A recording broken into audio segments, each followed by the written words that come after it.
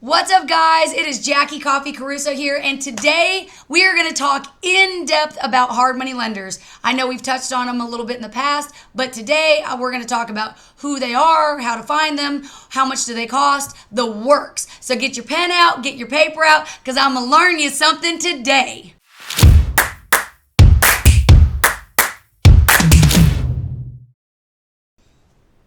So who are hard money lenders? Hard money lenders are investors that lend to rehabbers or flippers. So you might say, how is a hard money lender different from a conventional bank? Well, let me tell you. If you were to go to a bank, a conventional bank, and say, hey, look, I want a loan to buy this property and renovate this property.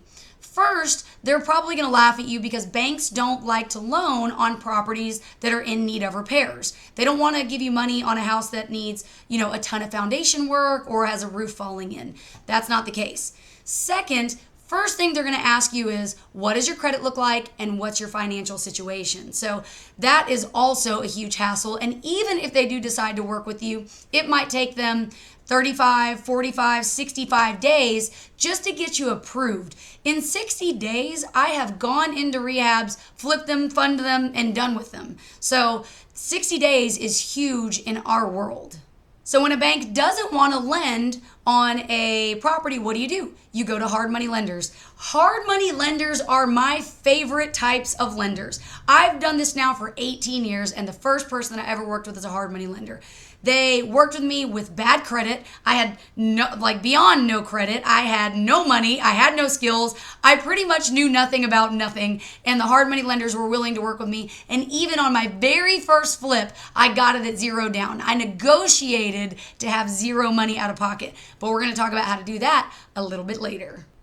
So the hard money lender is going to base the loan off of the property, not off of you. Now, how do we find hard money lenders? Well, I've said this before. So what you're going to do is you're going to go to Google Magic, my friends. And if you are in Dallas, like I am in Dallas, I would Google hard money lenders Dallas, okay? Or you can Google hard money lenders Texas, Seattle, Wisconsin, wherever you are. You are going to have a huge list of hard money lenders pop up. There are hard money lenders that like to lend in their certain city or certain area, and then there's some that'll lend state to state or only in their state. So you're gonna have to do a little bit of research, put some legwork in, and find the ones that look good to you. Once you find a list of hard money lenders, now let me pause for a second. You don't really want to find a lender until you have a deal, but it's a little bit of a catch-22 because you want to know what your lender's looking for. So you might pre-screen some lenders, but you don't want to start calling them and blowing them up until you have a good deal. And we'll talk about how to know if it's a good deal later. So I have a lot of people ask me, like, Jackie, how do I know who is a good hard money lender? How do I know who's a scam? I've heard good things, bad things. And in my dealings, I've dealt with hundreds and hundreds of hard money lenders. So most of them are pretty much the same. They charge points, they charge interest, and they're going to have, some will make you have a little bit more down, some's going to make you have a little bit less down. So what you need to do is kind of pre-screen them and see which one has better terms that you like. And then, one of my favorite things to tell y'all, you have to start making calls and negotiating, okay? Now, you can't negotiate yet because you don't have a deal yet, and we're going to talk about that. But you cannot be afraid to talk to these guys. These are lenders. They're excited to give you the money. You're doing them a favor, and they're doing you a favor. They have money to lend, and you need someone to lend you the money. So it's a great symbiotic relationship, and that's who you want to work with. Now, you're probably saying, okay, Jackie, I have a pre-screened list of hard money lenders. They look pretty good. Now, when do I call them? So they're going to want you to call them when you have a good deal. What's a good deal? So since I've done this, like I said, for 18 years, I have always followed the 70% rule. So what that is a lender is going to give you 70% of your after repair value, or your ARV. So if the house is, let's say you're buying the house for $50,000, but if you fix it up, it's worth $100,000. $100,000 is your ARV. So being at 70%, and I'm going to use the $100,000 example because it's pretty easy to understand. If your house is worth $100,000, that means the lender is going to give you 70% of what that house is worth. So $70,000. Pretty easy, right? So if you buy that house for $50,000, that's going to give you $20,000 to renovate it. At 70%, that leaves a good loan to value ratio for your lenders. So worst case scenario, you mess up the house, something goes wrong and you can't do it or you can't finish it, what happens from time to time, it leaves them a good buffer to be able to come and finish the property and recoup the loan that they have into it. So going back to that $100,000 example, if they give you up to $70,000, how much does that leave you in profit? It leaves you $30,000, which is really good margins. For me, I don't usually want to do a flip unless I make minimum $30,000. So that's a single. I love that. It's not a home run, but it's definitely good to start getting you money, start building your wealth. That way you can start fixing your credit, having a little bit more money down for later so you can get better deals. The more money that you make in this, the more money they make. The better you do, the better they do. And as long as you're happy with them, you're going to go back to them and want another loan in the future. All right, so why would a hard money lender lend to you? I have people that I mentor come in my office all the time and they ask me, they're like, Jackie, I don't really understand this. If a hard money lender can do the same deal, make $30,000 on it, why would they even give me the money in the first place? Why would they not just steal my deal? That is not what hard money lenders do. That's like saying, why would the bank steal your deal? That's not what they want, nor is it in their best interest. So a hard money lender makes their money by points and interest, and they get to make that on every deal. It's in a hard money lender's best interest for you to start the property and finish the property. So I have gone in behind other rehabbers or newbies that were trying this, right? I've had my hard money lenders call me and they're like, hey, we had these people try to flip a property. They messed it up. Will you come in and finish this? And that is one of the worst things ever. It's like if you ever ask a contractor that's going in behind another contractor, oh my God, it sucks so bad. Like it sucks, right? Because you're trying to finish the house with the budget that they had and finish it the way that they had it, but it doesn't mean that's the right way to finish it. So it's a nightmare. Hard money lenders don't want you to fail. They don't want you to mess up midway through the deal. They want you to do the rehab and successfully complete the rehab, make their money back from the loan, and then that's it. And then you're a repeat customer. You had a good renovation with them. It was a good lending experience. And then you're going to come back and use your hard money lender again. And that is tried and true because I've worked with so many hard money lenders, but there's really two I work with on a regular basis even now. And I love them. I use them all the time. They know me, I know them. But when I first started, they didn't. But as you keep working with them, the relationship grows and it gets better. And they want you to be successful because the more successful you are, the more successful they are. So now let's talk about points and let's talk about interest. What's a point? What's a lender's point? I'm sure you've heard that or read it somewhere. A lender's point is 1% of the total loan. So let's say we're doing that $100,000 house. With the $100,000 house, 1 point is going to be $1,000. Now, most lenders charge between 2.5%, 4% points for each deal. So that's going to vary depending upon how expensive the deal you're doing is. If it's a $600,000 house, you're going to have a lot more points. If it's a $200,000 house, it's going to be a lot cheaper. Now, that's something that usually you pay up front, but that's something that I usually roll into my loan. And we're still going to talk about that. We're going to talk about how I do my houses with zero or little or almost no money out of pocket, which is one of my favorite parts about what I do and telling y'all, which is probably going to piss off a bunch of other investors, but I'm here to tell y'all stuff that they won't tell y'all. So let's talk about interest. Interest is one of the scariest parts of what we do to brand new investors and probably to most people. If you go to a conventional bank, you're going to say, oh, I can do that, and it's going to be 2, 3, 6%, right? Even if you're a regular investor with rental properties, could be about 6%. With your hard money lenders, it is going to be probably 12, 14, 18%. It is very high, but but it is a short-term loan. You're going to have your hard money loan for 3 months, maybe 6 months. And it has been rare that I have had a hard money loan that's lasted 6 months. I mean, a rare occasion. I can think of one right now. And I listed that house on Halloween, and it was listed all the way through the holidays, and it was a mess. But for the most part, I have my hard money loans for about 3 to 4 months, which is typical and not that bad. So 12% interest only for 3 to 4 months is nothing compared to if you went to the bank for a $200,000 loan and they said have $40,000 down. Plus, you can roll some of this into the cost as well. And even if you don't roll it into the loan, say you don't want to, say you're just going to pay the interest and monthly payments as normal when you've completed the renovation. You have to think about this when you're upset about the 12 to 18% interest. Where else are you going to go and say, hey, look, I want to borrow $200,000 or $400,000, whatever it is, okay? Say you want to go and I want to borrow $200,000. Maybe I have terrible credit. I have not a good financial situation either. I want to borrow all of this and I can make $50,000 using somebody else's money with bad credit, all for a higher interest rate for maybe 3 months. Maybe I'll be out of pocket $6,000 extra in the end. That right there, this system is how you build wealth, okay? It's fantastic. It's phenomenal. Like I nerd about it. Like I nerd out when I think about it. You get to make all of your money using someone else's money for a higher interest payment for just a couple months.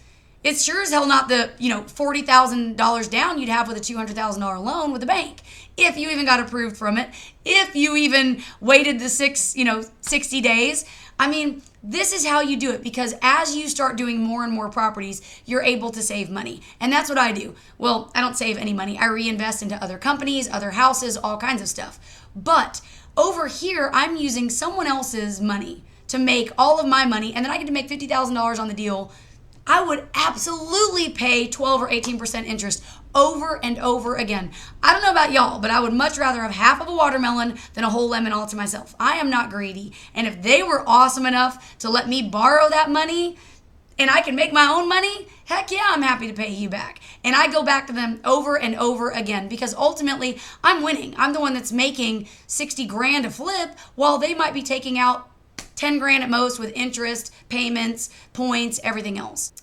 Now, something I am pretty sure y'all are excited about. You're like, everybody's asking, Jackie, how do you do it with zero down? How do you do it?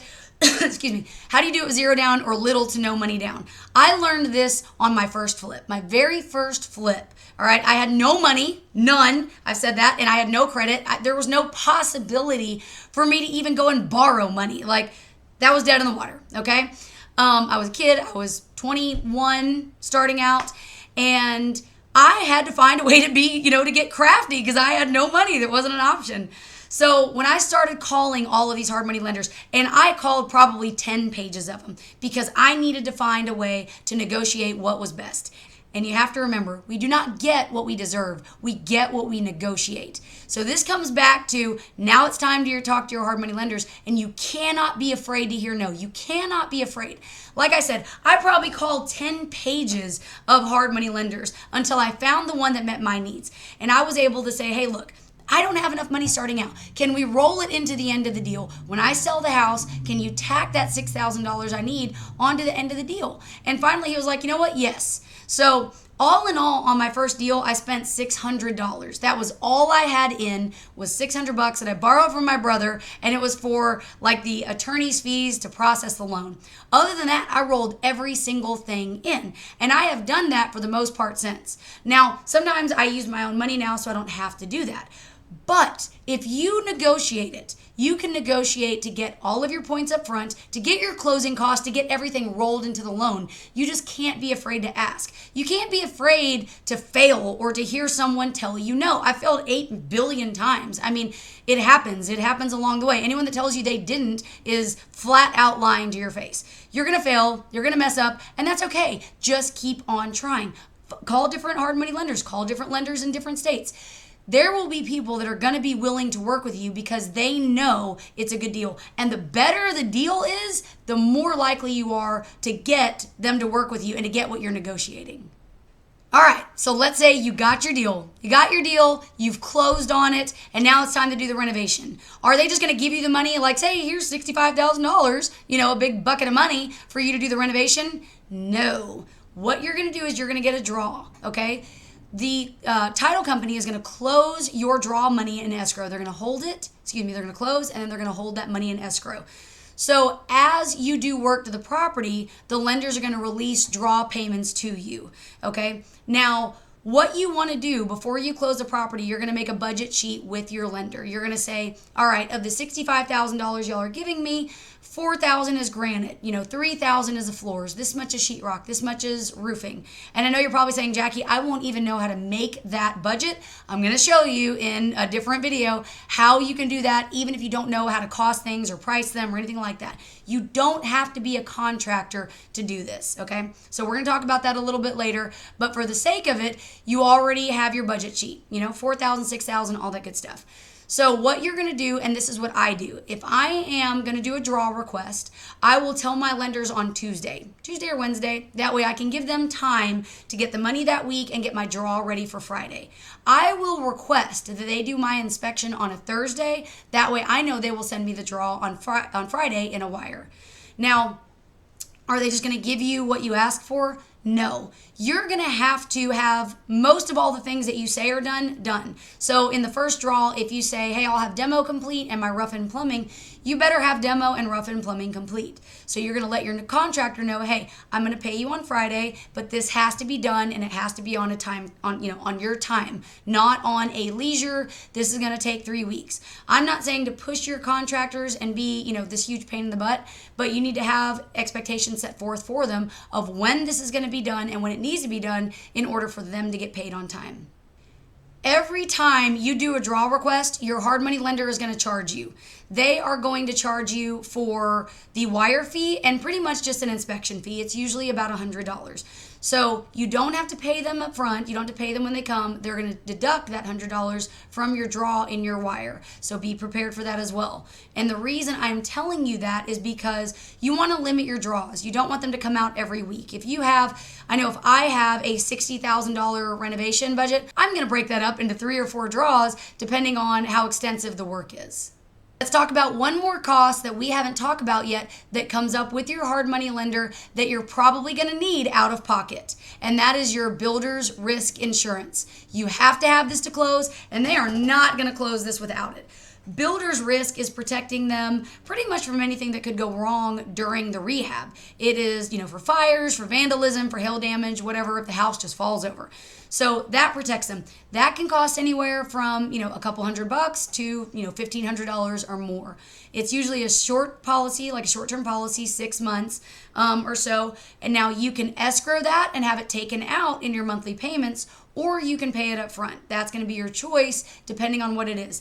But if you're telling me, hey, Jackie, I still don't have the money for that, look, that's one of the hard costs you're probably going to have. And if you can't figure out a way to get, $800, then you might need to really try something altogether. I'm not trying to be a jerk. I'm just saying there's some little cost you're going to have. Get a payday loan, get a title loan. I don't recommend those because I think they're awful, but you got to do what you got to do to get ahead. So if you have to borrow that just for short term until your house sells, do it, because it's one of the things that you're going to need and your hard money lenders are going to require.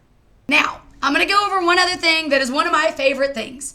When you're in your draw process, I know I'm kind of jumping a little bit around for y'all, but when you're in your draw process, you're going to have to get a lien release from your contractors.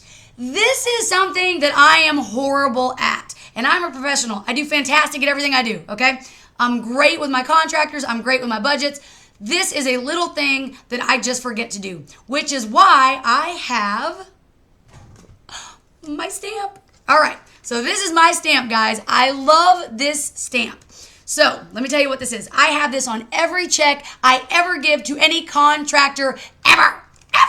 Okay? When I had this made, I called my bank and I was like, look, if I put this stamp on one of my checks, are you going to honor it? Is it going to be valid? Am I good to go?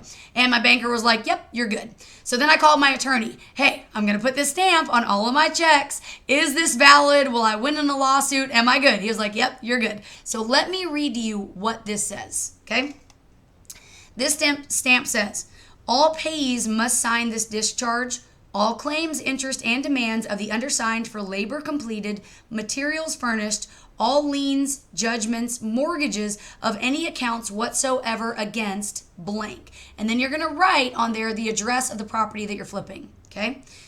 Indemnifies the payer or the owner thereof are paid and satisfied, released and discharged in full.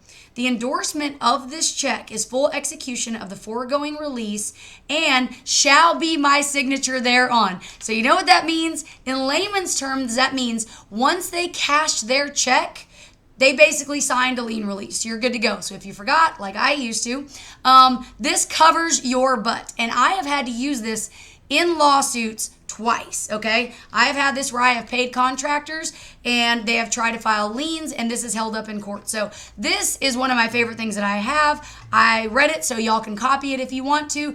Get a stamp and stamp every single check that you pay anybody with your stamp.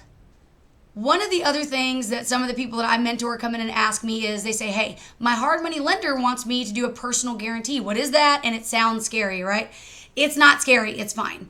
It is just part of lending. If you go to a conventional bank, they're going to ask you the same thing. They're going to say, hey, we want you to sign a personal guarantee. That's just what lenders do, and it's just something that you're going to sign as a borrower. You're just guaranteeing the loan.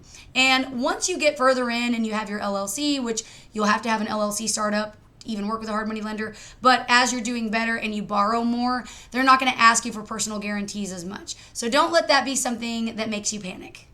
One of the other things that some of the people that I mentor come in and ask me is they say, hey, my hard money lender wants me to do a personal guarantee. What is that? And it sounds scary, right? It's not scary. It's fine.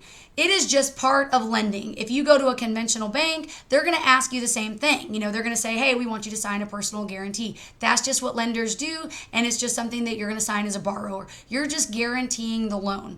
And once you get further in and you have your LLC, which you'll have to have an LLC startup, even work with a hard money lender, but as you're doing better and you borrow more, they're not going to ask you for personal guarantees as much. So don't let that be something that makes you panic. All right, guys, so that's it for all my info on hard money lenders. If there's something I didn't cover, shoot me a comment down below. I'll try to answer it for you. But subscribe, like my channel, all that good stuff. But other than that, if you got any questions, let me know. Happy investing.